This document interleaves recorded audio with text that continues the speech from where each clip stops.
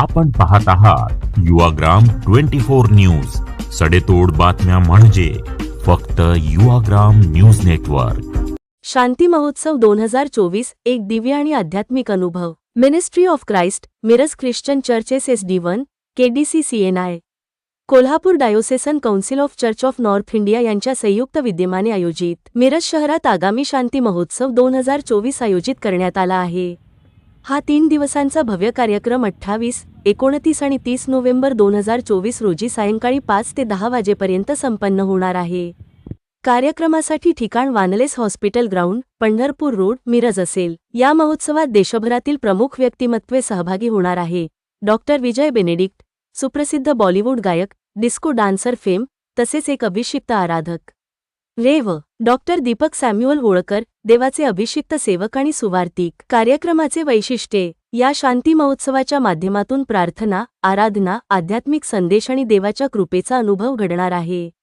यामुळे समाजात शांती आणि प्रेमाचा संदेश पसरवण्याचे उद्दिष्ट साध्य होणार आहे. सर्व भाविकांना आमंत्रण. आपल्या कुटुंबियांसह या कार्यक्रमाला उपस्थित राहून शांती महोत्सवाची शोभा वाढवावी आणि एकात्मतेचा अनुभव घ्यावा, असे आयोजकांच्या वतीने आवाहन करण्यात येत आहे. सर्वांना प्रवेश ख्रिस्ताच्या गुरुक्त नावात सलाम. मी पास्टर पिंटू. मी आज शांती महोत्सव कमिटी 2024 याद्वारे या ठिकाणी उभा आहे.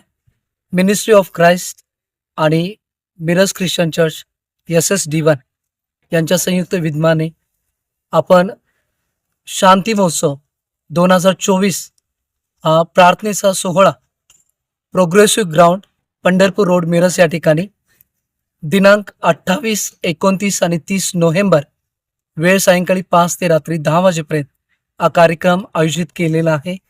या कार्यक्रमास आंतरराष्ट्रीय दर्जाचे सेवक दीपक होळकर आणि आंतरराष्ट्रीय सिंगर विजय बेनेडिक्ट हे 2 देवाचे दास लाभलेले आहेत.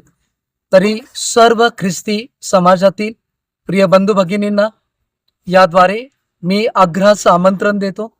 मी विनंती करतो की आपण 28, 29 आणि 30 तारखेला सर्वजण आपल्या प्रिय परिवाराच्या समवेत प्रोग्रेसिव्ह ग्राउंडवरती शांती महोत्सव प्रार्थनेमध्ये आपण सहभागी व्हा आणि आशीर्वादित व्हा.